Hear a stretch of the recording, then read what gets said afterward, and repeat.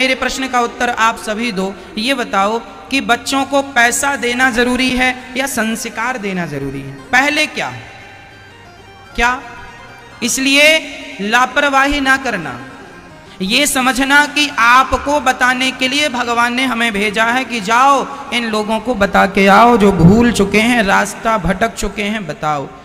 ये मत समझना कि ये अनिरुद्ध कह रहे हैं, हम नहीं कह रहे हैं मेरी माँ, भगवान ही कह रहे हैं कि बच्चों को संस्कार दीजिएगा। ये दास अनिरुद्ध तो भगवान की वाणी, भागवत भगवान की वाणी है और वही वाणी आपको हम सुनाते हैं। हमारी अपनी क्या वाणी है? कोई वाणी नहीं है। संस्कार दे दोगे तो बच्चे यहां भी सुखी रहेंगे, आगे भविष्य भी उनका सुखी रहेगा। और संस्कार नहीं देंगे तो आजकल लोगों को बात करने का भी तो सलीका नहीं है, ढंग नहीं, कैसे बात करनी चाहिए। जो मन में आए बोल दिए। आपके बच्चों को ये जरूर बताया करो बेटा अपने से बड़ों से कैसी बात करनी चाहिए। आप बड़ी बड़ी पोस्टिंग में हैं, बड़े बड़े स्थानों पर आप हैं, आप सरकारी कार्यकर्ता हैं या प्राइवेट कार्यकर्ता हैं, जहां भी हैं, बड़ी पोस्ट में हैं, बड़े पद में हैं, कहीं भी हैं, संस्कार की जरूरत सब जगह होती है। हाँ या ना? हमें बात कैसी करनी चाहिए ये कौन सिखाएगा? स्कूल की जो पढ़ाइयाँ होती हैं ना मैया, आप पीएचडी, एक नहीं डबल पीएचडी कर लो, लेकिन पीएचडी करने के बाद भी आपको बात करने का सलीका आ जाए जरूरी नहीं है। आज बड़े बड़े पीएचडी वालों को भी बात करने का तरीका पता नहीं होता, कैसे बात करनी चाहिए। तो जरूरी नहीं है कि आप स्कूलों में पढ़ लेंगे, कॉलेजों में पढ़ लेंगे तो आप विद्वान हो जाएंगे। मेरी माँ, बात कैसे करनी चाहिए अपने से बड़ों से, कैसे बात करने का हमारा तरीका हो, ये माँ बाप बताएं। बेटा ऐसे गलत बात ना करो, किसी का अपमान ना करो, तू तड़ाक करके बात ना करो। रे और बे जैसे शब्दों का हमारी बातों में कोई स्थान नहीं होना चाहिए। तू तड़ाक करके नहीं, रे और बे। आजकल के नौजवान पढ़े लिखे बच्चे गाली देकर बात करते हैं, रे और बे जैसे शब्दों का बार बार प्रयोग करते हैं। हाँ या ना मैया? हाँ या ना? गालियों का प्रयोग करते हैं। क्या यही हमारे और आपके संस्कार हैं? बच्चों को कभी भी गाली अच्छा, आजकल मैं देखता हूं छोटे छोटे बच्चों को लोग गालियां देना सिखा देते हैं। खासकर ये प्रचलन आज भी गांव में पाया जाता है। गांव में यदि आपका बच्चा किसी के साथ जाकर बैठ जाएगा ना, तो वो उसे क्या सिखाएगा? बेटा गाली ऐसे दो। वो गाली दे के बूढ़ा बताएगा, जवान बताएगा, गाली दो, वो बच्चा सीखेगा। फिर वो जाके अपनी माँ को गाली देगा, अपने बाप को गाली देगा। गांव में आज भी ऐसी ओछी बुद्धि वाले लोग मिल जाएंगे हजारों। हाँ या ना? वो चाहते हैं कि तुम्हारे बच्चे बिगड़ जाएं। वो तो बिल्कुल लिए बैठे हैं कि कब मौका मिले, कब तुम्हारे घर में आग लगाएं। वो तो माचिस तीली बिल्कुल तैनात, कब मार दें, कब जल जाए। आपके बच्चों को बिगाड़ने वाले 1 लाख लोग लगे हैं।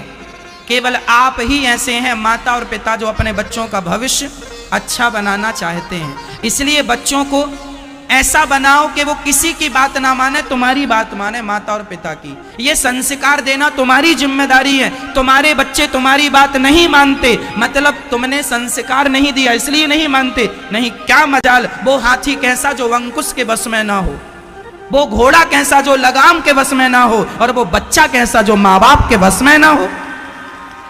यदि वश में नहीं है, गलती तुम्हारी है, मम्मी और पापा की। तुमने संस्कार नहीं दिए। बाद में रोने मत बैठ जाना। वो घोड़ा किसी काम का नहीं है मैया जो लगाम के अनुसार ना चलता हो। फिर उस घोड़े की कोई कीमत नहीं है। हाँ या ना? महाराणा प्रताप का घोड़ा था, चेतक नाम था ना। वो चेतक कितना समझदार था, अपने मालिक की रक्षा के लिए कितनी बड़ी बड़ी उसने अपना बलिदान तक दे दिया, छलांग लगाई थी लंबी उसने। कहने का तात्पर्य यह है, जो घोड़ा मालिक के इशारों को समझता है वो घोड़ा कीमती है, वो वफादार घोड़ा है, वो हाथी जो मालिक के इशारों को समझता वो वफादार, और जो समझे ही ना पागल हो जाए, लोग कहेंगे पागल हाथी भागो भागो, उस पागल हाथी की कोई कीमत नहीं है। तुम्हारा बेटा भी तुम्हारी सुनता नहीं है, पागल हो गया है, दिमाग खराब है। क्यों होने दिया दिमाग खराब? कंट्रोल में क्यों नहीं रखा? इसलिए बच्चे छोटे हैं तब से ही उनको समझाओ, सही रास्ता बताओ। छोटे छोटे बच्चे हैं मैया, कुम्हार के हाथ में माटी होती है, वो उस माटी से चाहे तो घड़ा बना दे, वो चाहे तो चिलम बना दे, मर्जी उसकी है। तुम्हारे बच्चे भी माटी हैं और तुम माँ बाप कुम्हार हो। तुम अपने बच्चों को चाहो तो घड़ा बना दो, चाहो तो चिलम बना दो, मर्जी तुम्हारी है। चिलम बनेंगे तो खुद भी जलेंगे, औरों को भी जलाएंगे, और घड़ा बनेंगे खुद भी ठंडे रहेंगे, औरों को भी शीतलता प्रदान करेंगे। घड़ा तुम बनाओगे, जैसा बनाना चाहे बना लो। माटी तुम्हारे, छोटे छोटे बच्चे माटी होते हैं, मिट्टी होते हैं, जैसे संस्कार दोगे वैसे बन जाएंगे। कल रोने ना बैठ जाना, गलती तुम्हारी होती है। बच्चे स्कूल जा रहे हैं, स्कूल से आने के बाद बच्चों को समय निकालकर मम्मी पापा तुम बैठ जाओ, बात करो, बेटा आज स्कूल में क्या बताया, क्या पढ़ाया। तुम बच्चों को डराया ना करो, मारा ना करो, प्यार किया करो। ऐसा प्यार करो कि सारा तुमसे बच्चे सारी बातें बताएं। कई बार ना बच्चों के साथ गलत होता है, स्कूल में, पड़ोस में, जमाने में, लेकिन बच्चे तुमसे डरते हैं, कुछ बचाते नहीं हैं। माँ बाप उसको ना मारते रहते हैं, डांटते रहते हैं, आंख दिखाते रहते हैं, बच्चे डर जाते हैं। ये माँ बाप का व्यवहार बच्चों के, यही तुम्हारा व्यवहार तुम्हारे बच्चों का भविष्य लेकर डूब जाएगा। ना तुम घर के रह जाओगे ना घाट के। इसलिए बच्चों के प्रति बहुत बहुत जागरूकता की जरूरत है मेरे देश को। आज तुम्हें पता ही नहीं कि बच्चों के साथ कैसा व्यवहार करना चाहिए। बच्चों को प्यार किया करो, लाड किया करो, लेकिन इतना भी लाड़ प्यार ना करना कि वो सिर पे चढ़ने लग जाएं। बात समझिएगा, वीणा के तारों को उतना ही कसना है जितने में सुर निकले। ढीला छोड़ोगे तो सुर नहीं निकलेगा, ज्यादा कस दोगे तो टूट जाएगा। वीणा के तारों को उतना ही कसना होता है जिससे मधुर मधुर सुर निकल जाए। बच्चों को उतना ही लाड़ प्यार की भी जरूरत है, मार की भी जरूरत है। जहां लगे मारने की जरूरत है मारो, जहां जरूरत है प्यार की प्यार करो। ना ज्यादा खींचना ना ज्यादा ढीला छोड़ना, नहीं तो दोनों में नुकसान है।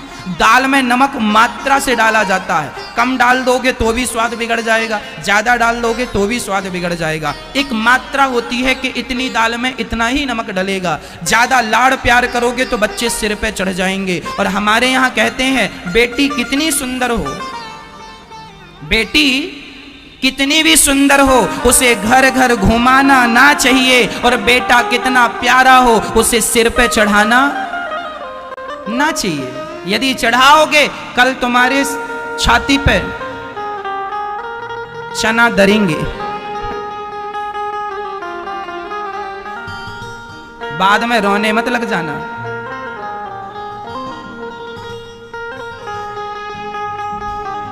संस्कार बहुत जरूरी है।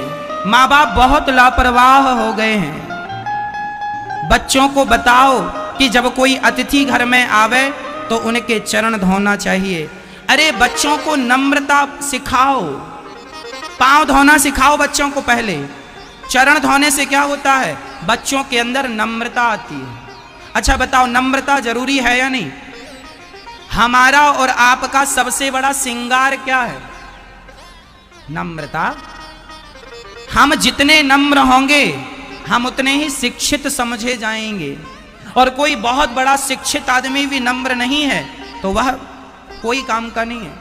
इसलिए बच्चों को नम्रता कैसे आएगी? गुरुजन आवे तो पांव धुलाओ, ब्राह्मण आवे उनके चरण धुलवाओ बच्चों से ही उनके लिए भोजन परोसवाओ। आज भारत में 100 में से 95 बच्चे ऐसे हैं जिनको परोसना नहीं आता भोजन। कैसे? बाएं हाथ से परोसते हैं। आपने, अरे ये बच्चों की क्या, माँ बाप को भी नॉलेज नहीं है परोसना कैसे चाहिए। कई मम्मियाँ कई पापा बाएं हाथ से परोसते हैं। ऐसे बाएं हाथ का प्रयोग करने नहीं है, हमें हमेशा दाहिने हाथ से परोसना चाहिए, है ना। ये सब चीजें छोटी छोटी हैं, बच्चों को बताओ सिखाओ। बड़ों को प्रणाम कैसे करना चाहिए? ऐसे नहीं घुटना छू के, उनसे बोलो, छोटे छोटे बच्चों को सिखाओ, माथा जमीन पर रखो, फिर भगवान को प्रणाम करो, फिर माता को प्रणाम करो, फिर पिता को प्रणाम करो। माथा टेक कर प्रणाम किया जाता। आजकल के बच्चे घुटने छूते हैं। जो तुम कर रहे हो वही तुम्हारे बच्चे सीख रहे। आजकल के भारत में माँ बाप बच्चों को क्या सिखाते हैं? बेटा पढ़ो, मन लगा के पढ़ो पढ़ो पढ़ो पढ़ो। क्या करना है पढ़ के? नौकरी करना है, नौकरी करना, खूब नौकरी करना, खूब नौकर बनना, नौकर बनना, नौकर। भारत के माता पिता लोग ना पता नहीं क्या हो गया है। देख तेरे संसार की हालत क्या हो गई भगवान। आप अपने बेटे को पढ़ा लिखा के क्या बनाना चाहते हैं? नौकर। बेटा नौकर ही बनना, मालिक मत बनना। आप लोग ऐसे माँ बाप हो, सबसे बड़े दुश्मन आप ही हो अपने बच्चों के। माता शत्रु पिता वैरी, ये हम नहीं कह रहे हैं, शास्त्र कह रहे हैं। माता शत्रु पिता वैरी, ये न वालो न पाठिता, न शोभते सभा मध्य हंस मध्य बको यथा। वह माता वह पिता दुश्मन है जो अपने बच्चों को स्वावलंबी नहीं बनाते। वह माता पिता बच्चों के सबसे बड़े दुश्मन हैं जो माँ बाप अपने बच्चों को सही वक्त पर सही संस्कार और सही शिक्षा नहीं देते। वह माँ बाप बच्चों के सबसे बड़े दुश्मन हैं। आजकल माँ बाप क्या सिखाते हैं? बेटा पढ़ जाओ, लिख जाओ, पढ़ लिख के क्या बनना? नौकरी करना। सरकारी मिल जाए तो बल्ले बल्ले, सरकारी मिल जाए, नौकरी करो। तुम अपने बच्चों को नौकर क्यों बनाना चाहते हो? मुझे ये बताओ, क्यों? आप ये क्यों कहते हो नौकरी करना है? आप ये क्यों नहीं कहते बेटा तुझे नौकरी लेना नहीं, इतना योग्य बनाओ अपने बच्चों को, इतना योग्य बनो, हम नौकरी लेने वालों की लाइन में ना खड़े हों, नौकरियां देने वाले बनो। लेने वाले तो सब हैं। अभी से तैयारी करो बेटा, नौकरी लेने के लिए खड़े नहीं होना, नौकरियां देना है। अभी से माइंड सेट करो अपना और अपने बच्चों का, हमें नौकरी लेना नहीं है, नौकरियां देना है। और एक पाठ और बच्चों को पढ़ाया करो, बच्चों को सदा ये रटाया करो कि बेटा तुम्हें अपने लिए नहीं कमाना, तुम्हें परिवार के लिए नहीं कमाना, ना तुम अपने लिए काम करो ना परिवार के लिए काम करो। काम करना है, पैसा कमाना है तो देश के लिए काम करना है। जब सोच बड़ी होगी ना मां, तब काम बड़ा होगा। आजकल आदमी की सोच, आदमी सोचता कितना है? महाराज जी बस 20,000 की नौकरी मिल जाए। टारगेट ही 20,000 है तो 25,000 आएंगे कहां से? तुम्हारी सोच ही सीमित है, छोटी बुद्धि के हो, छोटा सोचते हो। अरे बड़ा सोचने में नुकसान क्या? पैसा लग रहा है क्या? बताओ। यदि मैं सोचूं कि मुझे 10 लाख रुपए महीना कमाना है, कुछ ऐसा करूं कि 10 लाख आए, मैं किसी का गला नहीं काटूंगा, मैं किसी को चोरी नहीं करूंगा, किसी के घर मेहनत करूंगा और मेहनत के बल पर मैं 10 लाख रुपए महीना कमाऊंगा, 20 लाख रुपए महीना कमाऊंगा, 1 करोड़ रुपया महीना कमाऊंगा। ऐसी सोच के साथ आगे बढ़ो मेरी माँ। टारगेट ही तुम 10-20 हजार का लेके चलोगे तो कितना? 10 का टारगेट लोगे तो कितना? 20 कमाओगे। 20,000 रुपए माह का टारगेट लोगे तो ज्यादा से ज्यादा 30 कमाओगे। सारी जिंदगी तुम्हारी 30,000 में सिमट कर रह जाएगी। सारी जिंदगी 30,000 रुपए में सिमट कर रह जाएगी। और मैं कहता हूं मेरे देशवासियों, तुम 30,000 रुपए नहीं, तुम 30 करोड़ रुपए महीना कमाने के योग्य हो, लेकिन अपनी बुद्धि, अपना दिमाग, अपना दिल लगाते नहीं हो। हम क्या करें? टाटा, बिरला, अंबानी और अडानी, इनका भी तो अंदर जो ब्लड है, रक्त है, वो लाल ही है। उनकी भी तो भगवान ने 2 ही हाथ दे रखे हैं, उनके भी तो भगवान ने उतना ही बड़ा दिल दे रखा है जितना तुम्हारा बड़ा है। वो भी तो 5-6 फीट के ही आदमी हैं, वो भी तो तुम्हारी और आपकी तरह दिखने में है, हाँ या ना? क्या अलग है? 4 हाथ हैं टाटा, बिरला, अंबानी के, 2 हाथ हैं तुम्हारी हमारी तरह। उनके भी खून लाल है, उनके भी सिर पे बाल है, उनका भी पूरा हुलिया तुम्हारी तरह है। पर वो इतने बड़े, तुम इतने छोटे, कारण क्या है? वो इतने बड़े इसलिए हो गए क्योंकि उनकी सोच बड़ी है, टारगेट बड़ा है। तुम्हारी सोच छोटी रह गई इसलिए तुम छोटे रह गए हो। टारगेट छोटा है तुम्हारा इसलिए तुम छोटे रह गए। इसलिए कहता हूं सोच बड़ी रखनी चाहिए, सोच बड़ी। गुरु गोविंद साहब, गुरु गोविंद देव जी का नाम सुना होगा। गुरु गोविंद देव जी के सामने, उनके पास केवल 40 जवान रह गए थे, 40 लोग, और औरंगजेब की सेना में 10 लाख लोग थे। कितने? जोर से 10 लाख लोग थे। इतिहास के पन्नों को उलट कर देख लेना, गूगल में पढ़ लेना, जो मैं कह रहा हूं वो भारत का इतिहास बोलने जा रहा हूं। गुरु गोविंद देव जी की सेना में केवल 40 लोग बचे थे और औरंगजेब की सेना सामने खड़ी थी जिसमें 10 लाख लोग थे। गुरु गोविंद देव जी से पूछा गया, सामने वाला लड़ोगे? तुम्हारे पास 40 हैं, हमारे पास 10 लाख लोग हैं। गुरु गोविंद देव जी ने कहा लड़ूंगा, मरना तो वैसे भी है, लड़के मरो। जीवन में रिस्क लेना पड़ता है।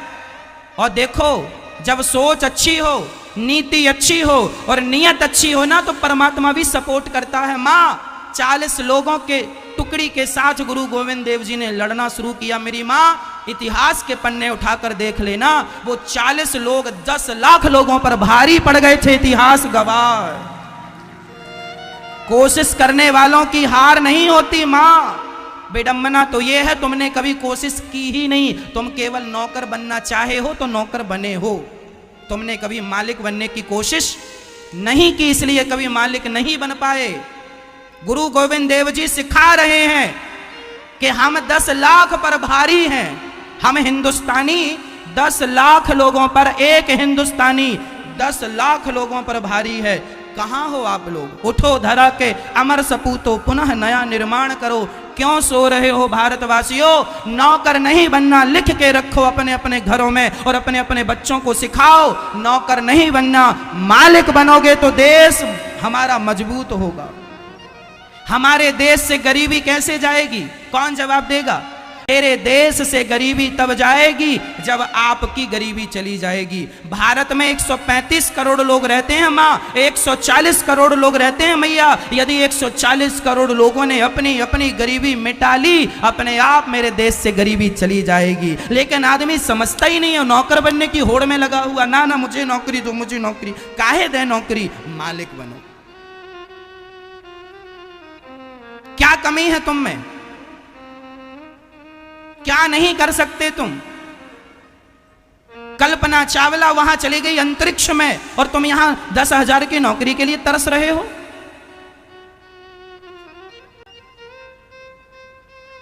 एक लड़की का मैंने आपको वाक्य बताया था कि वो ट्रेन से गिर गई थी रात को, किसी ने उसको धक्का दे दिया, उसके दोनों पांव कट गए थे। वो लड़की आज भी जिंदा है, नाम मुझे स्मरण नहीं। दोनों पांव कट गए थे। रात भर पटरियों पर, ट्रैक पर पड़ी रही, चूहे उसका मांस कुतरते रहे रात भर। सवेरे डॉक्टरों के पास गए, डॉक्टरों ने दोनों पांव काट दिया, लेकिन वो खड़ी हो गई लड़की नकली पांव लगवाकर। और नकली पांव के बल पर मेरे भारत की वो लड़की ने एवरेस्ट की चोटी पर चढ़ करके तिरंगा लहराया है। आज भी वो लड़की है, मुझे नाम स्मरण नहीं है, आपको हो तो बता दो। अभी भी है वो। हाँ मैया, मैं ये कहना चाहता हूं कि बताओ विकलांग कौन होता है?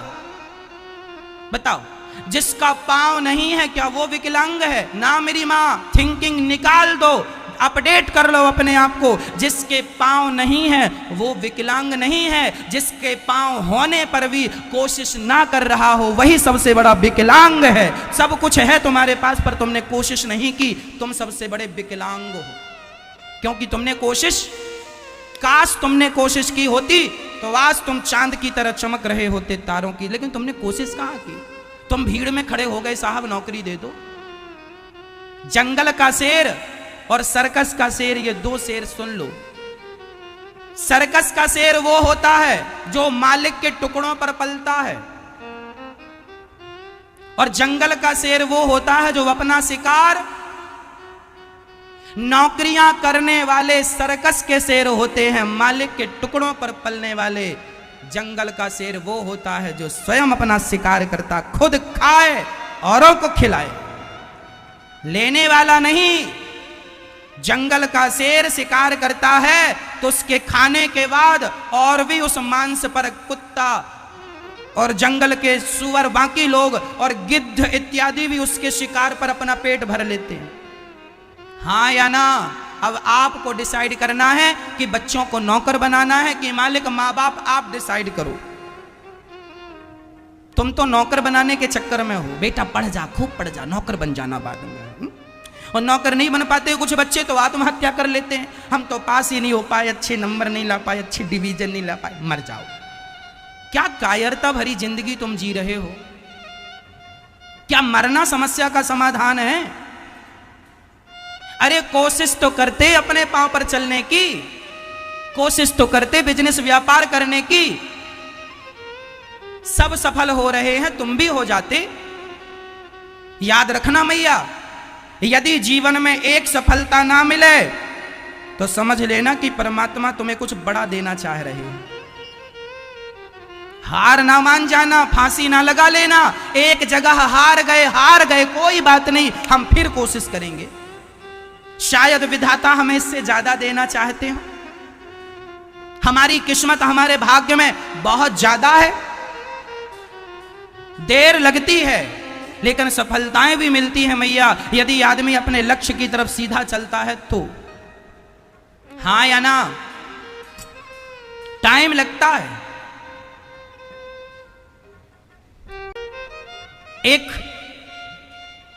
एक हथनी और एक कुतिया दोनों सखी सहेली थी।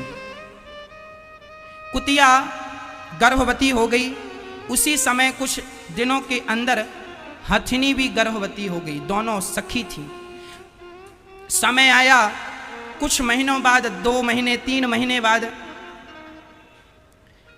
कुतिया के बच्चा हो गया। इकट्ठे 3-4 दौड़ी दौड़ी हथनी के पास गई। क्यों हुआ? कुछ हुआ? हथनी बोली अभी तक तो कुछ नहीं हुआ।